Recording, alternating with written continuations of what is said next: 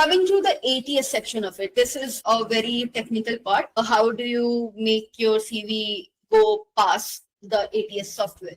Now, understand what ATS does. When you apply for a job online, especially at like big companies, a human being probably is not seeing your resume first. Instead, it is going through a computer system called ATS, which is the applicant tracking system. Now, good analogy for this would be a bouncer at club.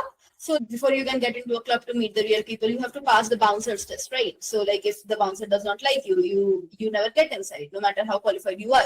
And that is what ATS does. ATS is a software that collects all the resumes that comes in, then it sorts it automatically. It filters out the ones that do not match, and then it ranks the remaining ones and sends only the best ones to the human recruiters. Now, what happens here is, let's say if you are going to apply to AZB and partners, they have already received thousands of mail. Only like 20 to 25% of the CVs are going to be opened by the HR, and these are the CVs that ATS has recommended them to open. So many qualified candidates get rejected not because they are unqualified, but because their resume was not ATS friendly. How ATS actually works is that it uses keyword. I'll give you a small example. If you ask ATS to find all the red cars, then it will find only the cars those are red car.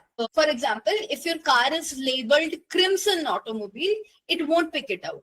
If your car is labeled cherry colored vehicle, it won't pick it out. It has to see the word red car, and that is what ATS is. So for example, if you are applying for a general corporate role and you're applying through a LinkedIn post where the JD is written, you will have to use the exact terminology that was present in the LinkedIn post or their JD. So like if their JD has written contract drafting, make sure that the word contract drafting is in your CV and not drafted contracts. So like, yeah, this is the basic route.